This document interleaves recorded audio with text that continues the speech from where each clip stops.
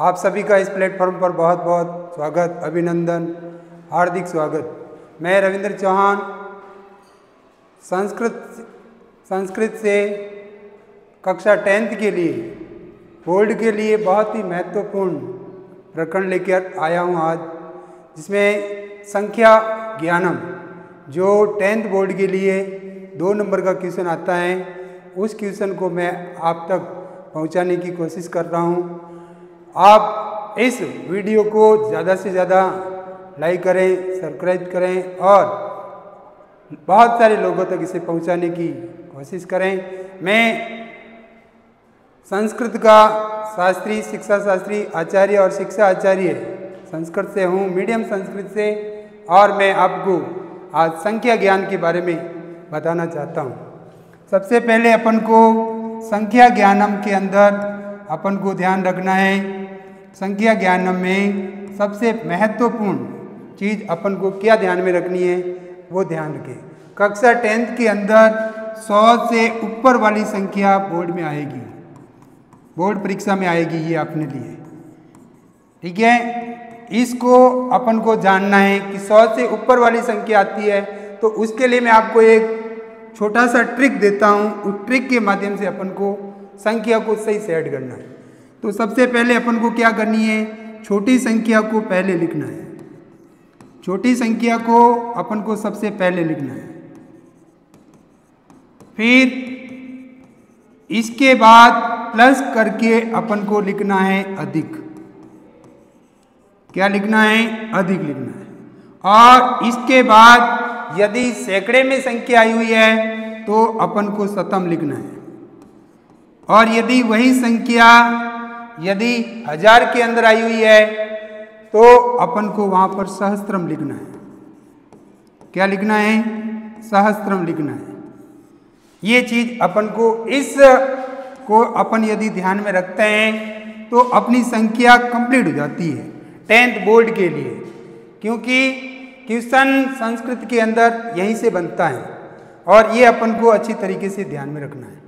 इसलिए सबसे छोटी संख्या को पहले लिखें, उसके बाद अधिक लगाएं, और उसके बाद यदि सैकड़ा है तो शतम लिखें, और यदि 1000 के अंदर हैं तो वहाँ पे सहस्त्रम लिखें।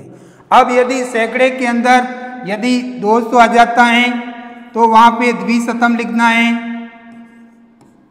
300 आता है तो वहाँ पे त्रिशतम लिखना है। यदि 400 आता है तो वहाँ पे चतुशतम लिखना है। 500 आता है वहाँ पे पंचशतम लिखना है। 600 आता है, यदि 600 आता है तो वहाँ पे अपन को षडशतम या षटशतम ये लिख सकते हैं। 700 आता है तो वहाँ पे अपन सप्तशतम। 800 आता है तो वहाँ पे अपन को अष्टशतम। 900 आता है तो वहाँ पे नवशतम।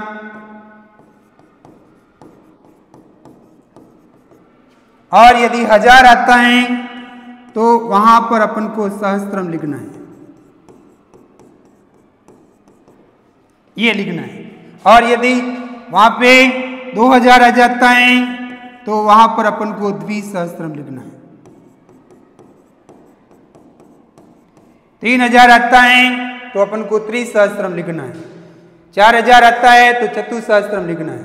5000 आता है तो पंचसहस्त्रम। 6000 आता है तो षडसहस्त्रम। 7000 आता है तो सप्तसहस्त्रम। 8000 आता है तो अष्टसहस्त्रम। 9000 आता है तो नवसहस्त्रम, और 10000 आता है तो 10 लिख सकते हैं अपन। ये अपन को ध्यान रखना। अब संख्या के अंदर अपन को, ये तो अपन ने सैकड़े और 1000 की बात को जाना है। इसके अलावा भी अपन को संख्या जानने के लिए एक नियम याद रखना पड़ता है, क्योंकि अपन को 1 से 100 तक की संख्याओं का भी ज्ञान करना जरूरी होता है। इसका भी ज्ञान होना जरूरी है। इसका ज्ञान होगा तब जाकर के अपन इस के अंदर अपन जो है संख्या को एडजस्ट करना जान पाएंगे। तो इसके लिए अपन को 4 नियम याद रखने हैं। 4 नियम अपन यदि याद कर लेते हैं तो अपनी संख्या कंप्लीट हो जाती है। कैसे कि 1 से 19 तक अंत में अपन को कुछ भी नहीं लगाना है, अंत में कुछ भी नहीं लगाएं। यदि आप अंत में कुछ नहीं लगाने का मतलब यह है कि न तो अपन को विसर्ग लगाना है, न अपन को हलंत लगाना है, न अपन को अनुस्वार लगाना है, और यदि इनका उपयोग यदि अपन ने कर दिया तो वह संख्या अपनी गलत हो जाएगी। ये अपन को बहुत सावधानी के रूप में अपन को ध्यान रखना पड़ेगा। फर्स्ट नियम ये हो गया। सेकंड नियम के अंदर अपन को क्या ध्यान रखना है कि 20 से 29 तक की जो संख्या लिखते हैं उसके अंदर अपन को याद रखना है कि अपन को ये छोटी ई की मात्रा और विसर्ग का प्रयोग करना है। छोटी की मात्रा और विसर्ग लगाएंगे तब ही अंतिम वर्ण पे जो संख्या आएगी उसके अंतिम वर्ण पर ये चिन्ह अपन को लगाना पड़ेगा, तब वो अपनी संख्या सही होगी। इसी तरीके से तीसरा नियम है कि 30 से लगाकर 59 तक की जो संख्या है उसके अंदर अंत के अंदर अपन को हलंत लगाना है। यदि अपन हलंत भूल जाते हैं तो संस्कृत के अंदर संख्या अशुद्ध हो जाती है, ये अपन को ध्यान में रखना है। इसके बाद 60 से लगा करके 60 से 99 तक, 60 से 99 तक के अंत में अपन को क्या ध्यान में रखना है, इसके लिए ध्यान रखना है कि हमें वापस वही अंत में छोटी ई और विसर्ग का प्रयोग करना है। जैसे मैं आपको अभी संख्या बताऊंगा कि किस तरीके से अपन को जो है ये अपन को ध्यान में रखना पड़ेगा। ये इसके लिए अपन को देखो कि जैसे ये तो हो गई 99 तक की बात, इसके बाद 100 आता है तो अपन शतम लिखते हैं और अपनी संख्या 100 तक की कंप्लीट हो जाती है। ठीक है ना, ये अपन को ध्यान में रखना पड़ेगा। ठीक है, ये 100 तक की संख्याओं का नियम है। अब इन नियमों के अलावा भी अपन को ध्यान रखना है 1 से 4 तक की संख्याओं में, एक तो 4, एक 6, इन संख्याओं के अंदर अपन को ध्यान रखना पड़ेगा। ठीक है, ध्यान क्यों रखना पड़ेगा कि 4 के अंदर जो अपन लिखते हैं चतु लिखते हैं या चतुर लिखते हैं तो इसके अंदर र हलंत आता है। इस र को अपन विसर्ग में भी कन्वर्ट कर सकते हैं। इसी तरीके से इस 6 को अपन सटल भी लिख सकते हैं, सड भी लिख सकते हैं और सस भी लिख सकते हैं। तो ये 1 से 19 तक के नियम का जो ये खंडन है, इस खंडन 4 के अंदर चतु विसर्ग या चतुर इन दोनों में से कोई भी अपन लिख सकते हैं। इसी तरीके से 6 में अपन सट भी लिख सकते हैं, इसमें हलंत हैं, स ड भी हलंत हैं और स भी हलंत हैं। तो अंतिम जो वर्ण हैं वो हलंत के रूप में आते हैं। अंतिम वर्ण किसके रूप में आते हैं? हलंत के रूप में आते हैं। ये अपन को ध्यान में रखना पड़ेगा। ठीक है, जैसे मैं आपको आगे बताता हूँ, जैसे 1 से 19 तक की संख्याएं हैं तो जिसमें देखो जैसे अपन एक द्वा या अपन इसे द्वि भी कह सकते हैं, त्रि या त्रय भी कह सकते हैं, चतुः या चतुर भी कह सकते हैं, पंच,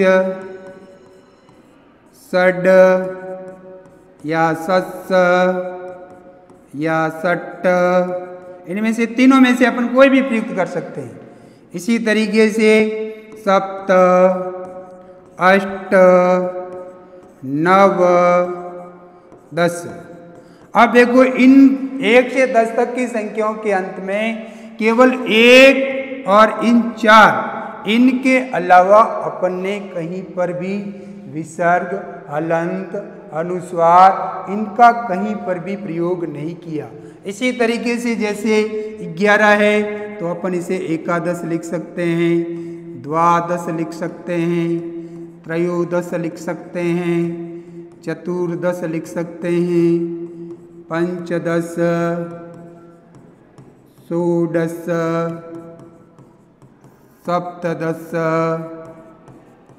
अष्टादश, नवदश, ये 19 तक की संख्या है। तो अपन ने जो पहला नियम लिखा था उस नियम का यहाँ पर 100% फॉलो हो रहा है, केवल इन दो संख्याओं के अंदर। ये अपन को थोड़ा सा ध्यान रखना पड़ेगा कि एक तो 4 और एक 6, एक 4 और 6 के अंदर अपन को पूरा ध्यान रखना पड़ेगा कि ये संख्या 1 से 19 के नियम का खंडन करती है। इसके बाद अपन को 1 से 9 तक की संख्या ही याद करनी है। 1 से 9 तक की संख्या अपन याद कर लेते हैं तो अपना 100 तक की संख्या अपनी लगभग क्लियर जैसी हो जाती है। जैसे अपन को 1, द्वा या द्वि, त्रि, वही चतुर या चतु, पंच, षट्, वही षड्, वही सप्त, सप्त, अष्ट और ये 9। ये 9 तक की संख्या अपन को विशेष रूप से याद रखनी है, मूल रूप से। अब अपन 19 तक का नियम तो अपना कंप्लीट हो गया पहला। दूसरा नियम क्या था कि 20 से लगा करके 29 तक की संख्याओं के अंत में छोटी ई की मात्रा और विसर्ग का प्रयोग होता है। इसके साथ में एक चीज आपको और बताना चाहता हूं कि अपन को ध्यान रखना है, जहां पर वी लिखते हो तो जस्ट इस वी के ऊपर अनुस्वार का प्रयोग होगा। यदि अपन ये नहीं लगाया तो अपनी संख्या गलत हो सकती है। इसी तरीके से चत्वारी लिखा तो इस चत्वारी के ऊपर जस्ट अपन को अनुस्वार का प्रयोग करना पड़ेगा। और एक त्रि जहां पर भी लिखेंगे उसके ऊपर भी अनुस्वार का प्रयोग करेंगे। जैसे अपन विंशति लिखते हैं तो अनुस्वार वी लिखते हैं, अनुस्वार इसके बाद सती, विंशति ऐसे प्रयोग करेंगे। तो विंशति आ गई तो सेकंड नियम अपना क्या रहा कि 20 से लगाकर 29 तक की संख्याओं के अंत में छोटी ई की मात्रा और विसर्ग। तो अपन किस कलम की नोक पे देखिए कि ये छोटी ई की मात्रा है और इसके अंत में विसर्ग का प्रयोग है। तो इसीलिए अपन जब 21 लिखेंगे तो एक विंशति, द्वाविंशति, त्रयविंशति, चतुर्विंशति, पंचविंशति, षट्विंशति, सप्तविंशति, अष्टविंशति, नवविंशति, ये अपनी 29 तक का जो सेकंड नियम था वो यहाँ पर पूरा हुआ है। केवल अपन को इन संख्याओं को 1 से 9 तक की संख्याओं को अपन इस विंशति के आगे जोड़ देंगे तो अपनी 1 से 29 तक की जो संख्या है वह कंप्लीट हो जाएगी। इसके बाद अपना जो थर्ड नियम आता है कि मैंने बताया भाई कि 30, थर्ड नियम मैंने ये बताया था कि 30 से लगाकर 59 तक की जो संख्याएं आती है, 59 तक की जो संख्याएं आती है उसके अंदर अपन किसका प्रयोग करते हैं? हलंत का प्रयोग करते हैं। तो हलंत यदि अपन किसी संख्या के अंत में नहीं लगाएंगे तो वह संख्या अपनी गलत हो जाएगी, क्योंकि संस्कृत के अंदर महत्व इन्हीं का है, अनुस्वार का, विसर्ग का, हलंत का, अवग्रह का। इसके बिना संस्कृत अपूर्ण है। संस्कृत को अपूर्ण माना जाता है क्योंकि यही इन्हीं 4 बिंदुओं के ऊपर संस्कृत टिकी हुई है। तो अपन जैसे 30 की बारी आती है तो अपन सबसे पहले लिखेंगे त्रि, और त्रि लिखते ही अपनी कलम की नोक यहाँ पे और फिर अपन इसके अंत में सत लगाते हैं तो ये बनता है 63। फिर इस 63 के आगे अपन जोड़ते हैं एक 63, द्वा 63, त्रि 63 या त्रय 63, चतुर 63, पंच 63, षट 63, सप्त 63, अष्ट 63, नव 63। अब बारी आई अपनी 40 की। इसकी बारी आई भैया 40 की बारी आई। तो 40 के अंदर भी मैंने क्या कहा? चतवारी लिखो। तो चतवारी ये लिखते ही अपनी कलम की नोक इस र के ऊपर जो ई की मात्रा लगी है इसके ऊपर जानी चाहिए। इसके बाद अपन को सत लगाना है। ये बन गया अपना चत्वारिंशत बन गया। और इस चत्वारिंशत के अंदर अब अपन ये जोड़ेंगे एक चत्वारिंशत, द्वाचत्वारिंशत, त्रिचत्वारिंशत, चतुचत्वारिंशत, पंचचत्वारिंशत, षट्चत्वारिंशत, सप्तचत्वारिंशत, अष्टचत्वारिंशत, नवचत्वारिंशत। ये हो जाएगा अपना 40 तक का। नवचत्वारिंशत तक चले जाएंगे तो आपकी 49 तक की संख्या कंप्लीट हो गई। फिर अपनी बारी आएगी 50 की। इसकी बारी आएगी 50 की बारी आएगी। तो 50 की बारी आने पर थोड़ा मैं इसको सही कर देता हूं आपके लिए।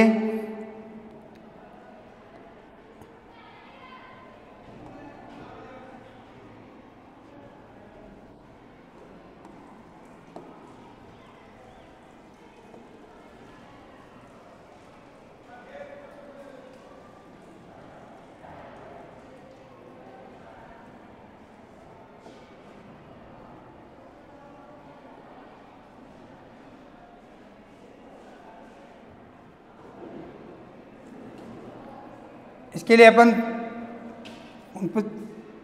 आगे चलेंगे। अपन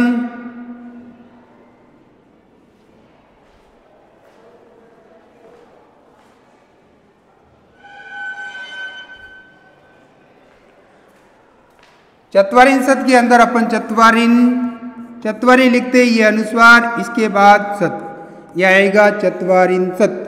ये अपन को थोड़ा सा वहाँ पे मैंने लिखने के अंदर थोड़ी सी भूल की थी, इसलिए वापस मैंने इसको सुधार के बताया है आपको। तो ये चत्वारिंशत हो गया। अब इसके बाद अपने 49 तक की संख्या पढ़ ली थी, तो 49 के आगे अपन जब चलेंगे 50 की बारी आएगी तो 50 के अंदर अपन लिखेंगे 50, ये लिखेंगे। फिर वही 1 से 9 तक की संख्या अपन इसके अंदर ऐड करेंगे। 1 50, 2 50, 3 50, 4 50, 5 50, 6 50, 7 50, 8 50, 9 50। अब अपनी बारी आएगी 60 की। जो अपना फोर्थ नियम जो मैंने बताया था कि 60 से लगा करके 99 तक की संख्याओं के अंत में वही छोटी ई की मात्रा और विसर्ग का प्रयोग होगा। ये चीज अपने दिमाग में रखना है। तो 60 की बारी आई तो 60 को अपन क्या लिखेंगे? षष्ठी लिखेंगे। अब देखो षष्ठी में ट के ऊपर कैसी मात्रा है? छोटी की मात्रा है और ये विसर्ग का प्रयोग है, तो षष्ठी बन गया। अब 1 से 9 तक की संख्या इसके आगे ऐड करेंगे। 1 षष्ठी, 2 षष्ठी, 3 षष्ठी, 4 षष्ठी, 5 षष्ठी, 6 षष्ठी, 7 षष्ठी, 8 षष्ठी, 9 षष्ठी। अब देखो 63 जहाँ पर अपन लिखते हैं तो त्रिधन षष्ठी ये बनता है, ठीक है। अब देखो इस त्रि के अंदर क्या है? ई है, तो ई को अपन यण क्या करते हैं? यह करते हैं। तो अपन इसको इस तरीके से भी लिख सकते हैं त्रैषष्ठी। यण संधि के अकॉर्डिंग हुआ है, ई के स्थान पर यह करके त्रैषष्ठी भी। त्र आधा हो गया क्योंकि ई के स्थान पर यह निकल गया, तो ई बाहर निकलने पर त्र आधा रह गया। इसके अंदर ये त्रैषष्ठी बन जाएगा। फिर बारी आएगी अपनी 70 की। 70 को अपन कहेंगे सप्तती। 70 को क्या कहेंगे? सप्तती। देखो सप्तती में भी छोटी ई की मात्रा और विसर्ग का प्रयोग है, वही सप्तती बनी। फिर 1 सप्तती, 2 सप्तती, 3 सप्तती, 4 सप्तती, 5 सप्तती, 6 सप्तती, 7 सप्तती, 8 सप्तती, 9 सप्तती। और अब बारी आएगी अपनी 80 की। 80 के अंदर अपन देखो 80ती। 80ती के अंदर ध्यान रखना है, पहले बड़ी मात्रा आएगी फिर छोटी मात्रा आएगी। मात्रा को ही पढ़ना, संस्कृत को पढ़ा अच्छी तरीके से पढ़ा जाता है। यदि मात्रा का ध्यान यदि अपन नहीं रखेंगे तो अपन वहाँ पर लिखते वक्त अपनी मात्राओं की त्रुटियाँ होगी, जिसके कारण अपना प्रश्न गलत हो सकता है। तो मात्रा का भी अपन को अच्छी तरीके से ध्यान रखना है कि पहले यहाँ पे स के ऊपर जो तालव्य सकार है उस तालव्य सकार के ऊपर बड़ी ई की मात्रा है, और जो तालव्य त है, जो दंतीय त है, उस दंतीय त के ऊपर जो ई छोटी की मात्रा लगी हुई है। अब देखो जो 80 की लाइन अपन पूरी बनाते हैं तो इसके अंदर दीर्घ संधि का प्रयोग होता है, दीर्घ संधि प्रयुक्त होगी। अब ध्यान रखना है कि 80 के अंदर छोटी संख्या अपन पूर्व में प्रयुक्त करेंगे। जैसे अपन ने 81 लिखा तो 80 के अंदर तो 80 बन गया। 81 के अंदर 1 + 80 करेंगे तो 1 + 80 करेंगे तो इसमें दीर्घ संधि का प्रयोग होगा, क्योंकि क के अंदर क्या है अ और इसके परे भी क्या है अ। जब अ और अ मिलकर के क्या बनेगा आ, तो ये दीर्घ संधि का प्रयोग होगा। तो इस आ का प्रयोग किसके अंदर होगा, क के अंदर होगा। तो क्या बन गया एका। अब अ इधर से बाहर निकल गया तो पीछे क्या रहा सीति, तो क्या बन गया एकाशीति। इसी तरीके से द्वाशीति, ये बनेगा द्वाशीति। अब इसी तरीके से 83 है तो 83 के अंदर 3 + 80, 3 + 80, तो यहाँ पर यण संधि का प्रयोग होगा। यहाँ पे किसका प्रयोग होगा, यण संधि का प्रयोग होगा। क्यों, क्योंकि इसके अंदर अपन को क्या मिला ई, और ई के स्थान पर यण क्या होता है य। जब ई के स्थान पर यण य होगा तो ई बाहर निकले पर त्र कैसा रह गया हलंत। अब इसके अंदर क्या रहा अशीति। अब इसको अब इस पूरे शब्द को अपन जोड़ेंगे तो त्र आधा है। अब इसके अंदर य के अंदर अ जाएगा तो यह पूरा बन जाएगा और ये सीति बन जाएगा। अब ये त्र जो आधा है इसको य के साथ लिखेंगे तो ये लिखा जाएगा त्रयशीति। इस तरीके से ये यण संधि से बनता है त्रयशीति। इसी तरीके से चतुर + अशीति का प्रयोग करेंगे तो ये हुआ चतुर + अशीति। ये है चतुर + अशीति है तो र कैसा इसमें हलंत है और इस हलंत वर्ण के अंदर अ जाएगा तो ये बनेगा चतुर्शीति। इस तरीके से बनेगा चतुर्शीति। इसी तरीके से 85 का प्रयोग करेंगे तो 85 में पंच + अशीति, यहाँ पे भी दीर्घ संधि का प्रयोग होगा। अ + अ दोनों के स्थान पर हो जाएगा आ। अब ये आ जो है च में लगेगा तो बन जाएगा पंचाशीति। क्या बनेगा पंचाशीति बनेगा। इसी तरीके से 86 की बात आती है तो 86 के अंदर भी अपन को क्या ध्यान रखना है। 86 के अंदर जैसे 86 है 86 है तो 86 के अंदर भी अपन को पहले लिखेंगे सट या अपन लिख सकते हैं सड। तो अब इसकी इन दोनों के अंदर अपन अशीति का प्रयोग करेंगे तो ये अ है जो ट में जाएगा तो बनेगा सटशीति। और यदि इसी का प्रयोग ये सटशीति बन जाएगा और इसी ड के अंदर अ का प्रयोग करेंगे तो रूप बनेगा षडशीति। अब इसमें मौलिक यह माना जाएगा षडशीति, यह राइट माना जाएगा। वो भी सही है परंतु मौलिकता इस शब्द को ज़्यादा दी गई है व्याकरण में। इसके बाद 87 है 87 है तो अपन इसको भी सप्ताशीति, ये बनेगा सप्ताशीति। अष्टाशीति 88 है तो अष्टाशीति। फिर 89 है तो इसमें बनेगा नवाशीति। और 90 है ये बनेगा नवति। अब देखो नवति में भी मात्रा छोटी है और विसर्ग का प्रयोग हो गया। अब इसी तरीके से 91 है तो एक नवति। 92 है तो द्वानवति। 93 है तो त्रिनवति। 94 है तो चतुर्नवति। 95 है पंचनवति। अब ध्यान रखना है 96 96 का ध्यान रखना है, इसमें ध्यान रखना षणवती बनेगा। ये संख्या अपन को ध्यान में रखनी है षणवती। इसमें णत्व प्रक्रिया होकर के इसका प्रयोग हुआ है क्योंकि षट + नवति होता है। अब ये ट पहला वर्ण है तो इसी के स्थान पर इसी वर्ग का पंचम वर्ण, तो न के परे न आने के कारण इन दोनों जो उत्तर वर्ण का जो प्रथम न है इसकी णत्व प्रक्रिया होकर के ये न वर्ण में कन्वर्ट हो जाता है, इसीलिए रूप बनता है षणवती। इसी तरीके से सप्तनवति, अष्टनवति, नवनवति, और अपना लास्ट जो संख्या है वो है शतम। और ये 1 से 100 तक की संख्याएं अपन यहाँ तक पूरी करते हैं। इसके बाद अब अपना जो नियम है कि छोटी संख्या को पहले लिखना, छोटी संख्या प्लस अधिक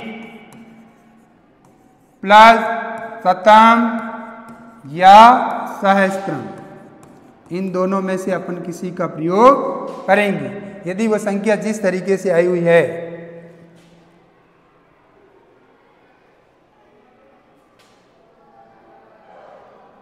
जो संख्या जिस तरीके से आई हुई है उस तरीके से अपन को प्रयोग करना है। तो जैसे संख्या आ गई 1040। अब इस संख्या को यदि अपन बोर्ड के अंदर पूछ ली जाए कि भाई 1040 को संस्कृत लिखत, तो सबसे पहले छोटी संख्या पीछे अपन को क्या नजर आ रही है 40। तो इस 40 को अपन सर्वप्रथम आगे लेंगे, फिर इसके बाद अपन लगाएंगे अधिक। क्या लगाएंगे? अधिक। और इस अधिक के जस्ट बाद में अपने पास में 1000 बचा है। यूनिक 10 नहीं है, ये 1000 है। तो 1000 जो बचा है इस 1000 को अपन पीछे लेके आएंगे। इसके अकॉर्डिंग इसको एडजस्ट कर दिया। अब 40 को अपन संस्कृत में क्या कहेंगे? 40 को अपन कहेंगे चत्वारिन। ये लिखते ही ये अनुस्वार, फिर ये आएगा सत, चत्वारिन सत हो गया। अब इसके अंदर प्लस करेंगे अपन अधिक। इस अधिक को फिक्स करने के बाद अब अपने पास में क्या आया 1000। अब 1000 को संस्कृत में क्या कहते हैं? सहस्त्रम कहते हैं। ये लिख दिया। अब देखो यहाँ पर अपन यदि इसके बीच में ये धन का प्रयोग नहीं करते, जमा का प्रयोग नहीं करते तो कोई फर्क नहीं पड़ता, ये भी अपनी संख्या राइट मानते।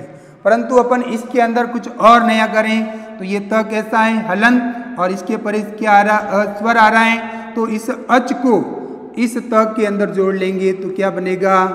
चत्वारिन सत। हलंत हट जाएगा, क्यों? क्योंकि इसके अंदर अ जुड़ गया। अब पीछे क्या रहा? दिक। ये हो गया दिक। अब पीछे क्या है? सहस्त्र। अब इसके अंदर अपन को एक ही लाइन के अंदर इसको पिरोना है, अलग अलग लाइन में इसको नहीं पिरोएंगे। और इसको यदि अपन इस तरीके से लिखेंगे तो इसको अपन को पूरा अलग अलग लिखना पड़ेगा। इसको पूरा साथ में लिखना पड़ता है, जबकि इसको अपन को अलग अलग लिखना पड़ता है। जैसे संख्या आ गई 133, ये संख्या आ गई बोर्ड के अंदर, मानो कि 133 आ गया। अब इस 133 को अपन संस्कृत में कैसे लिखेंगे? तो सबसे पहले छोटी संख्या क्या है? 33, तो इसको आगे ले लो। फिर इसके बाद में अपन को क्या लगाना है? अधिक, ये लगा लो। इसके बाद में प्लस लगाओ। अब यहाँ पे सैकड़ों के रूप में क्या बचा? 100, तो यहाँ पे अपन लिखेंगे 100। अब इसको अपन संख्या के रूप में व्यक्त करेंगे तो 33 को क्या लिखेंगे? त्रयस त्रिंसत। ये लिख लिया, त्रयस त्रिंसत लिख दिया। अब सबसे पहले अपन इसके अंदर प्लस क्या करेंगे? अधिक, ये अधिक करो। इसके बाद अब 100 है तो 100 को संस्कृत में अपन शतम कहेंगे, वो लिख देंगे। ठीक है। अब 63 का त हलंत है तो इसके अंदर अपन अ ऐड कर देंगे। अ ऐड करेंगे तो क्या बन जाएगा? त्रयस त्रिंसत। अ चला गया। अब पीछे क्या रहा? दिक, इसको साथ में लिखो दिक। अब 100 को क्या कहते हैं? शतम, तो ये आ जाएगा शतम। इसको भी अपन अलग अलग रूपों में लिखते हैं, परंतु इसको अपन एक रूप में लिखेंगे, पूरा एक साथ लिखेंगे। यूनिक इसके अंदर शिरोरेखा जो है वो प्रत्येक वर्ण के ऊपर एक जैसी आएगी। अलग अलग यूनिक टूटती हुई लिखें, टूटती हुई नहीं आएगी, ये अपन को ध्यान में रखना है। इसी तरीके से कोई भी संख्या, जैसे 999 आ गया, क्या आ गया? 999 आ गया। इस 999 को अपन संख्या के रूप में कैसे लिखेंगे? तो सबसे पहले छोटी संख्या क्या है? 99, तो इसको अपन कहाँ लेंगे? आगे। इसके बाद 99 के बाद में अपन क्या लगाएंगे? अधिक, तो ये लगा दो। अब इसके बाद यहाँ पे कितने सैकड़ा हैं? 900, तो ये आ जाएगा 900। अब इस रूप में इसको व्यक्त कर दिया तो अपन पहले 99 को क्या कहेंगे? नवनवति। क्या लिखेंगे? नवनवति, ये लिख दिया नवनवति। अब पीछे क्या आएगा, अधिक, ये हो गया अधिक। अब यहाँ पे कितने शतम हैं, 9 शतम है तो हो जाएगा नवशतम। इस तरीके से अपन इस संख्या को पूरा लिख सकते हैं। जैसे संख्या आ गई 149, ये संख्या आ गई 149 आ गई, तो इस 149 को अपन संस्कृत में कैसे लिखेंगे, तो वही याद रखना 49 है, इसको अपन को कहाँ लेना है, आगे। इसके बाद प्लस करके अपन को क्या लिखना है, अधिक, यह आ जाएगा अधिक। इसके बाद अपन को कितना बचा, 100, तो यह आ जाएगा 100। आपने इसको समीकरण के रूप में व्यक्त कर दिया। अब इसको वापस अपन संख्या रूप में लिख देते हैं। 49 को क्या कहेंगे, नव चत्वारिन, यह गया नव चत्वारिन शत। अब पीछे क्या आएगा, अधिक, यह गया अधिक। अब पीछे क्या है, 100 है तो वही आ जाएगा शतम। अब इसको वापस अपन नियम ऐड करेंगे इस स्वर को त के अंदर, तो ये हो जाएगा नव चत्वारिन सत, त में चला गया त पूरा, पीछे क्या बचा, अधिक, ये आ जाएगा अधिक। अब पीछे क्या रहा, शतम, ये आ जाएगा शतम। अब इसके ऊपर सिरो रेखा पूरी आएगी, ये अपन को ध्यान रखना, पूरा एक रूप में लिखा जाएगा, ये ध्यान रखना है। तो इस तरीके से ये अपनी संख्याएं बोर्ड के अंदर, 10th बोर्ड के अंदर इसी तरीके से संख्याओं को पूरा करना है अच्छी तरीके से। यदि किसी भी प्रकार की और भी कोई तकलीफ है तो आप इस YouTube चैनल के माध्यम से आप किसी भी समय समस्या का समाधान मेरे से पूछ सकते हैं। कोई भी तकलीफ है आप मेरे से संपर्क कर सकते हैं इन्हीं YouTube चैनल के माध्यम से। मैं आज तुम्हें इस संख्या के बारे में बताया है। नेक्स्ट जब क्लास लगेगी वापस, उस समय मैं अगला चैप्टर लेकर के आऊँगा आपके लिए। धन्यवाद।